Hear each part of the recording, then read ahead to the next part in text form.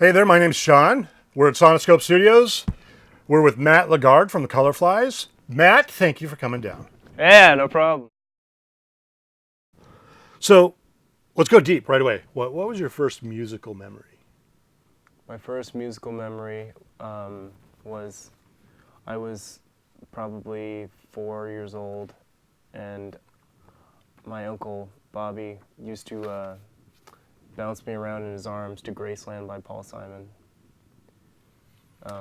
And that's basically my first musical memory.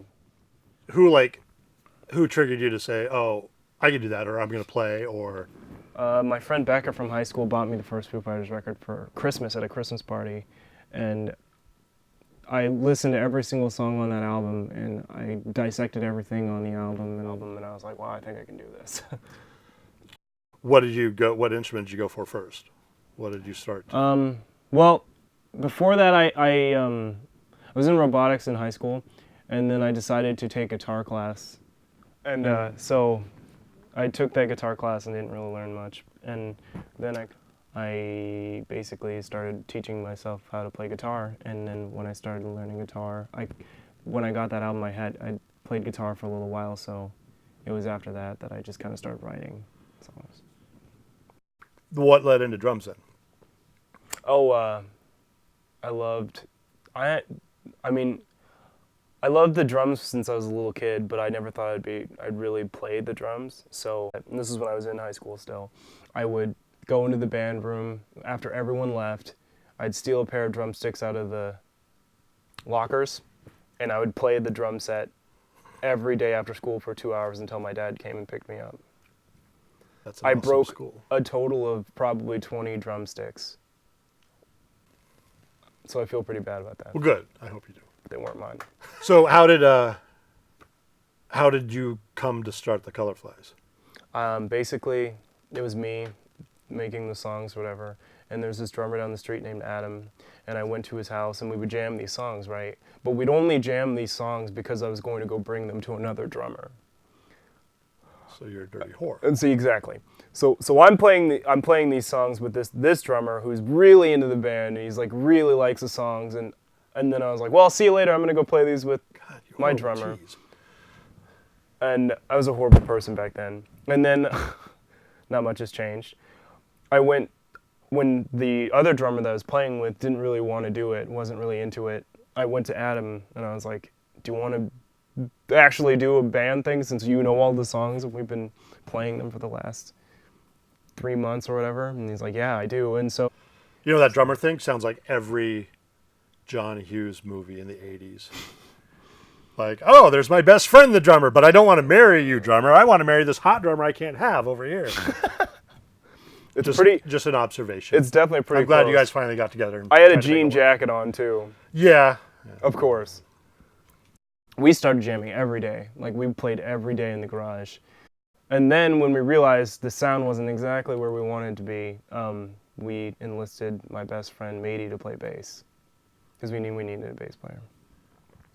And then after that, we played for about, a year or so, and then Adam had to go on his Mormon mission.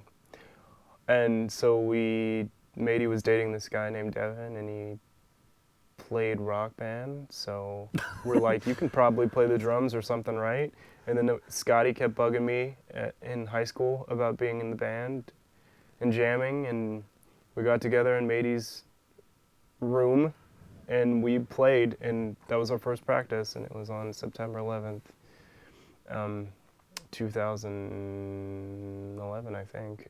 How do you get from that lineup to the lineup now? Lots of personal conflict. Like, I don't know, people aren't as into it as the rest of us are, I guess, and they have to go their separate ways. It's a really, really long story. What band do you think the Colourflies is like? Somebody says, hey, who do you want to open for? We got a slot. Who do you want to open for anywhere in the world? What band do you think makes the most sense with you? What band fits with the Colourflies? What would be the most killer, awesome Colourflies / whoever bill to go see a show? I don't know, man. If Dinosaur Jr. came, or Pavement came and was like, hey, would you like to go on a tour with us? I'd be like, yeah, I would like to do that. So what band do you think you're ripping off the most? What band am I ripping off the most? Oh, there's Pixies, maybe? If you could combine the Pixies, the Pumpkins, and the Posies, that is what I'm ripping off. Completely. I wouldn't want to combine those. Well, no one would, but that's our band. So there you go. What else do you do? Are you running any side projects right now? Running them all straight into the ground.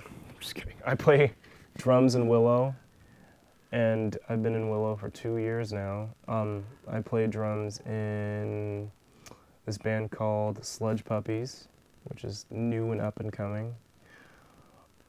And I have played drums with Lust for Glory before. That's true. I remember that. I filled in. So the Colourflies just finished an album like a month ago, right? Yeah. Let's see.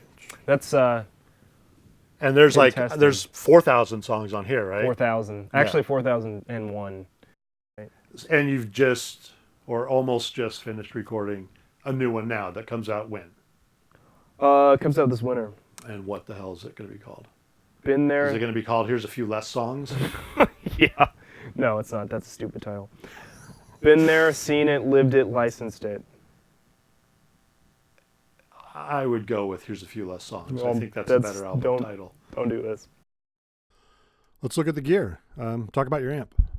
Bassman head and a 60s Marshall speakers, and it's pretty cool. It says Yamaha on it? It's a Yamaha Bassman head. I don't know. Well, let's look at the guitars. Talk us through the vast array of guitars.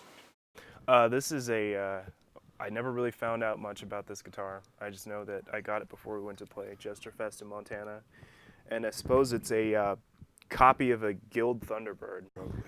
This is actually a pretty good guitar for really kind of heavy stuff, actually. I used it on Rock Candy and I think a song called Dozer. This is a T60. I didn't know much about PB T60s. All I knew that was Jerry Reed played one. I saw Jerry Reed play one on some video on YouTube, and I thought it looked really cool, and it sounds really good on the record, so on his record. And yeah, so I saw this at Pawn One and picked it up for I think like $100-something, and it's probably one of my favorite guitars. Still have the same one. Next on the line is this. This is probably one of my favorite guitars too. This is a Castilla. It's a mid-70s Strat, and I found it. We went to the pawn shop, and this just happened to be up in the among the guitars or whatever. And I got this thing for like $60. I bargained really hard. Always a good deal. I had like I believe $40 or something like that in my pocket, and I also had this 50s bullet mic in my backpack that was in the car. So I just traded both those things in, and I got this guitar. And come to find out, I looked it up online, and these things are like increasingly rare as time goes on, and they're valued at like $300. All right, this is a Strat from the year I was born. So the serendipity in that is that it's the year I was born. I got it when I was it's from an island in California called Amelia. I had to record some demos for the next record, and so I booked myself into a studio before I got there, but I didn't bring an electric guitar at all. So, which was stupid. I only brought an acoustic guitar. So I went down to this kind of like old-timey guitar shop thing, and there was this guitar, and I was like, wow, this thing plays incredibly, and it's a real Fender. And my grandma, kind soul that she is, bought it for me. Oh. And so it's pretty important. But yeah, so this is on all the demos I did in California, and I've been using it. It's on our song Wacky Tacky on the record. It's on Ben Stiller's Dexter. Anything, I use this for anything that needs a good clean tone. This one's really cool. This is the pre-named Stuntbird, which I got from Sean here, and it's pretty cool. I use this guitar specifically on our song Rugrat on our new record, and it's because this guitar is heavy as balls. It's very heavy. I was trying to convince Sean to use this thing forever for Lust for Glory because I thought it kind of embodied and that's why I got it. the band more. And that's why I got it, but I just never entirely bonded with it. And honestly, the Red Firebird just did so much more for me. That's true. He told me, he's like, whatever you do, please don't cover it in stickers. And so, of course, I think it was, I'm pretty sure it was before the first show I played with his guitar, I covered it in stickers.